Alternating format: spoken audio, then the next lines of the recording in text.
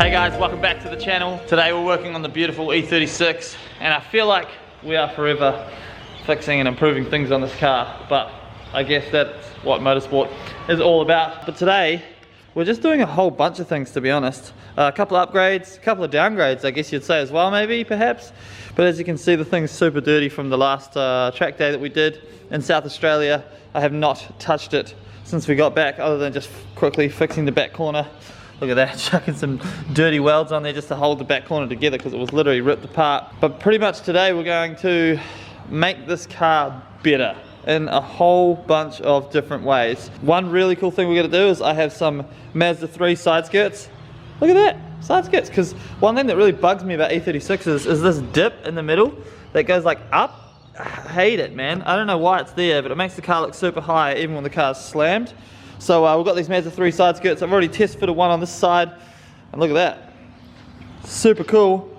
Fit really nicely, so I'm going to go ahead and show you guys how I fitted that up and kind of how it all comes together. We're going to fix up the rear end of the car, rewrap some stuff, but we're also going to do a small case diff conversion, which sounds nuts, right? Currently has a medium case diff in it.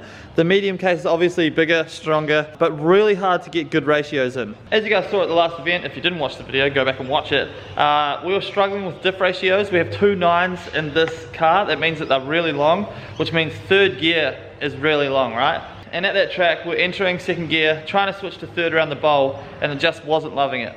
Third gear is far too long. Also puts a lot of strain on the drive line as we're constantly trying to kick the clutch, trying to push that power through. It's just not good. So instead of trying to search around for diff gears that pretty much don't exist in the medium case, we're going to go back to small case diffs, right? I've got 2 diffs here. They're small cases. One's a 3.45 diff ratio and one's a 3.38, so fairly similar. A couple of benefits of this is that these diffs are readily available in like $50 each, as opposed to the medium case diffs, which are getting more expensive and not so readily available. Quite hard to find, right? Second thing, I haven't actually really had any troubles with small case diffs, but the reason I switched to medium case is to run medium case axles. Now, you can run medium case axles on a small case diff. All you have to do is change these ears. You cut like 5 mil off the medium case ears and you have to weld them in the middle here, right? So the pink rotary car actually has a 444 small case diff with medium case axles. So stronger axles, smaller diff. But once you weld these diffs, from what I can gather, they're quite strong and they should hold the power that we're pushing. But if they don't, I'll take a bunch to the track and we can swap them out anyway. We can also easily go back to the medium case, literally just by swapping the diff out. So that's one of the mods we're going to be doing today. We're going to weld up the diff, paint it, fully refresh it, have a spare as well. We're going to put the small case in, as well as tidy this thing up, put the side skirts on, fit some new flares, and just do a bunch of little fixes on the car, because honestly, drift days are nuts. They really put so much strain on the car. I put it up on the hoist earlier and I've already seen a bunch of things that need to be kind of tweaked up or fixed, so it's pretty gnarly. But for now, we're going to take this car outside, put it on axle stands, and water blast the absolute crap out of it, because it's dirty as hell. So that's the first thing we'll do. Let's go.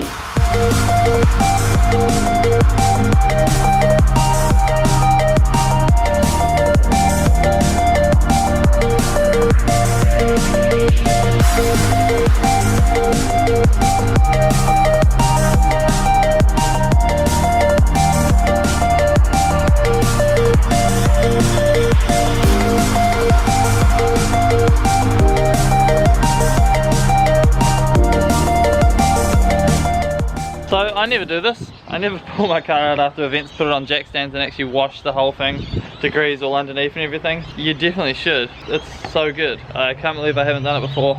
So from now on, I will be doing it. This is pretty much the cleanest that we've had the E36 in a long time, which is nice. Super happy with that. So, woo, look at those Honda Civic front coilovers in the rear of our car. Love that. A bit of a quick squiz at what's going on in here.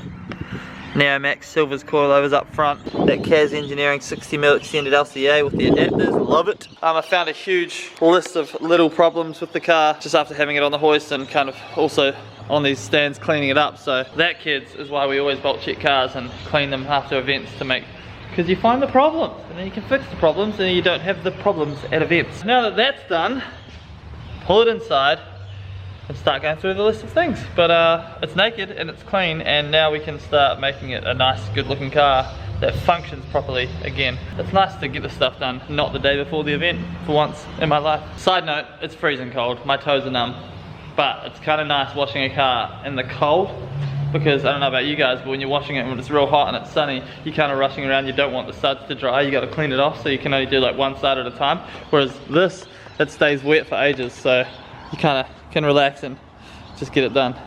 That's my side note, so I hope you enjoyed that. Thanks guys. Bye. Sorry if this video is a little bit erratic, but I just got a prank call from like some dude who was pretending to be from like the federal government, saying that I had a bunch of warrants out for my arrest and that I had to give him my tax file number and stuff, which is freaking hilarious. So I decided to film it and scam the scammer a little bit, so I'll play a little bit of that for you guys here now because I thought it was pretty funny. I got the phone call, you say you want to talk to me? Right. So may I have your first and last name so that I can try and pull up a file and see why this call has been made to you? Because see, as per the investigation, well, we found out that there's something serious going on under your name. So I just want to talk to you. Do I get the arrest from the police? Okay. But we are the investigation department from Australia. Okay. We are here to investigate your case, and once if we can prove that you have nothing done wrong, then you don't have to be worried, and you don't need to get worried about to get arrested. Okay? No, I tell you my tax file number. Okay, you need to tell me why you're going to do the arrest warrant. You have to tell me. Yeah, but why did you give me the invalid tax file number? That's what I said. I give you the right one. Sorry? I give you the right number, but why do you need my tax file number? Okay. I don't want anything. Okay, so why do you call me? All this arrest warrant. Okay, why do you call me then? Sorry? Why do you call me if you don't want? I don't understand. I just want you not to interrupt me while I'm reading your case, but you keep on interrupting me. Because you don't tell me. Who is that? Because you don't tell me. What the hell? What is it I don't tell you? I am reading out your case, right? But when I am reading out your case, before I read out your case, I told you to not interrupt me while I'm reading your case, okay? I'll give you a fair enough answer anytime then. But when I say that there are 7 allegations, you keep on interrupting me, right? Yep, so I have no idea what that dude was trying to do, but I've checked my bank account and I still have all my money. So it does freak me out a little bit though, because I was like, can he just get anything off my phone just by calling me? Or I did think afterwards, I was like, maybe I was a little bit silly for keeping him on the line for so long, but whatever. It was pretty hilarious. Anyway, right now, what I'm doing is continuing on with the E36 upgrade. So right now, I'm gonna wrap the side skirt, the Mazda 3 side skirt, purple, because I'm just too keen to see what it's gonna look like all wrapped up. So here's what they look like when they're off the car. And basically all I did was chop along here, just to chop a bunch of it off. And then at the front as well. I don't know which side this is, front, back, whatever. And then up front here, it was just like 30 mils too short, so I literally just chopped a bit off the guard to fit it in, but you won't even notice. I'm sure you guys didn't even notice on this one, but as you can see here, kind of just chopped a bit off, but when the flare's on here, yeah, you won't even notice, which is rad. And I also am obsessed with this rubber stuff that lines the flares, so I went ahead and put it on the race car flares as well, and man, it just tidies things up so much, which is sick. I've been rewrapping the rear bumper as well, if it ever wants to focus. Still got to wrap this bottom bit here. Got the rubber on this flare, and it makes it look so much better, so I'm very stoked that I went ahead and did that.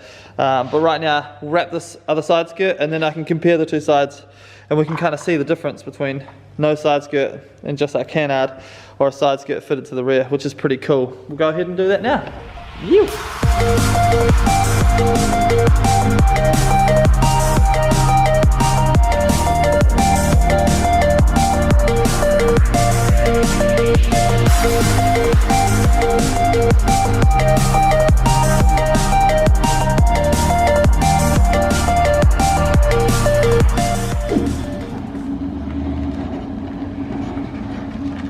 Alrighty, so my boys from Silent Star have just arrived with Tyler's ute.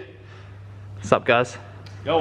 How we doing? What's going on? So you guys may remember that this thing did not look like this the last time you saw it, because I sent it at about 150 kilometers into a wall. Yeah, that was a real sad time. But look at this. New panels, new headlights. Look at that beautiful wrap. done by Andrew at Wrapped Up. These guys actually run multiple businesses as well, because they've also bought me a care package from Silent Style. And if you don't know Silent Style, here's a quick clip to get you guys familiar with who they are and what they do.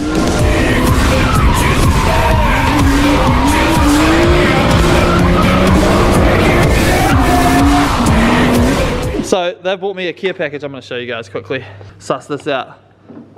The craziest designs, Blitz 03s, because of course we're too povo to have them, so we just have them on our t-shirts instead, which is mad. These valve caps as well, which I've got now on my 280ZX. Gangster sparkly stickers, and of course Street Shark After Dark for your K-Rang. So make sure you hit up there. Big Cartel? Yep, yeah, online. It's all there, all listed. And there's more stuff as well. I'm just too cheap, so I only got I only got the long sleeve. It's not because they were out of stock with the hoodies, but I'm gonna get one of those soon as well. More coming. 100% make sure you go check these guys out. I stole Andrew's R33 in the last video when I crashed Tyler's Ute, by the way. So you guys have seen it. But this thing is just actually looking amazing. What do we have left to do? The tailgate, but that's my fault because I couldn't get one in time, so I'm picking that up tomorrow. New tail lights, that's it. And then we're done. Alignment. It's good to go.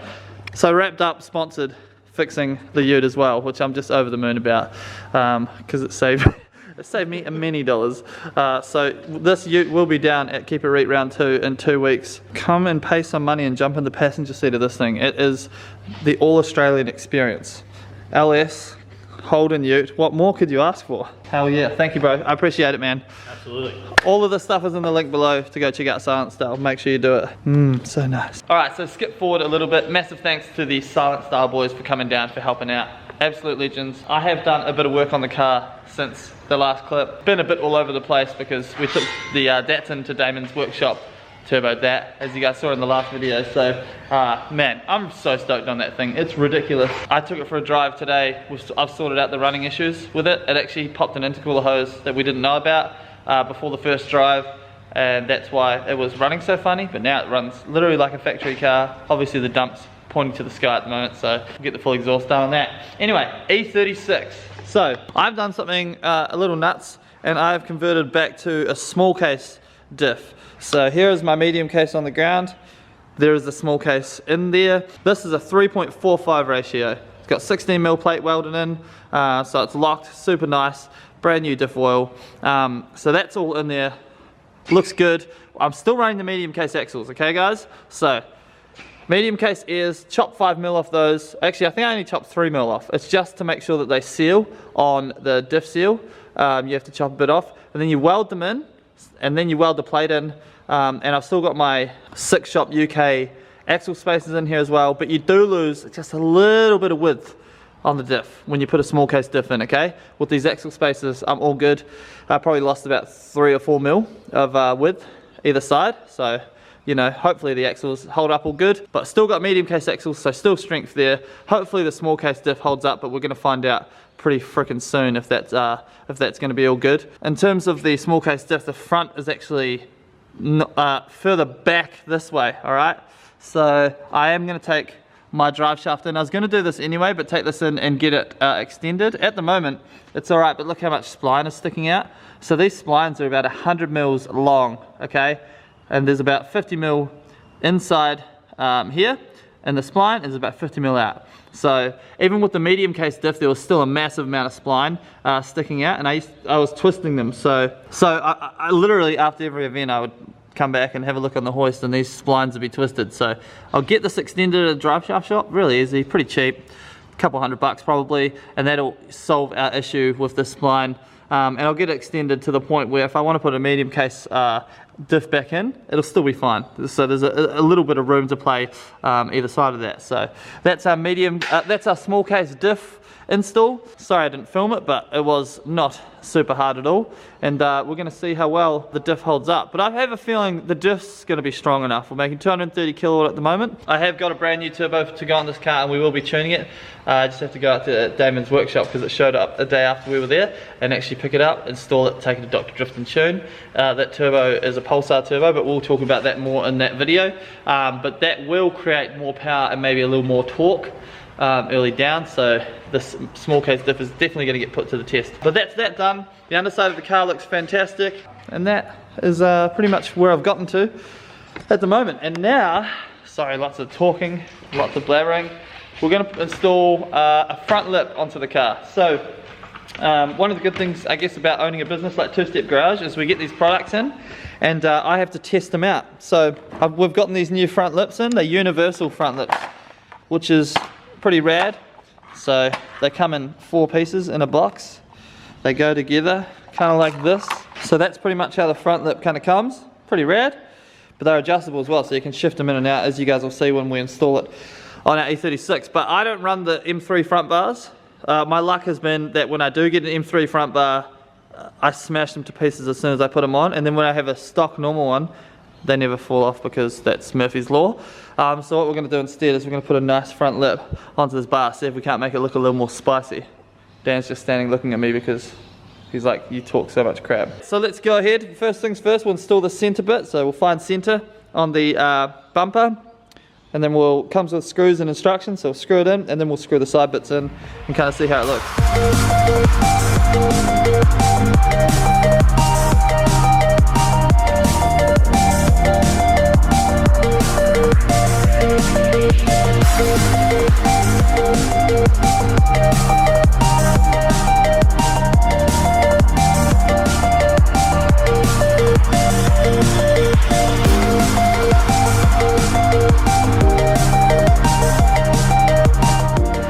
Stoked with the front lip. Definitely does what it needs to the stock front bumper. Man, that rain is loud. To make it a little more, you know, good looking. But this is how the car looks. Woo!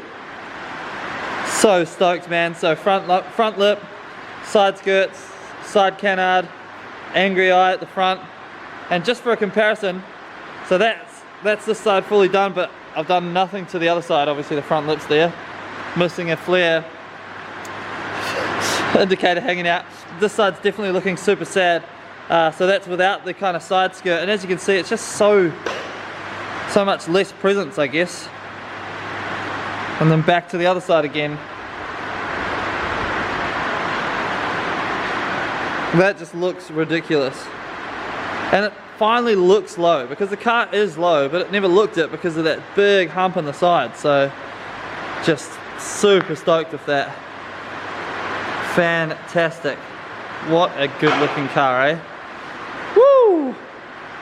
Well, there you have it. The E36 copped a couple of upgrades. Amazing. Unfortunately, we were supposed to be drifting this weekend, but of course, once again, COVID kicked in, and we're back in lockdown. It's lockdown number 5 now for Melbourne, which is pretty crazy, but we're starting to get used to them now, and of course, I'm here at the shop making the most of the downtime and punching out videos for you guys. So fingers crossed we can get out drifting ASAP. We're supposed to have another drift weekend next weekend for Vic Drift round 3.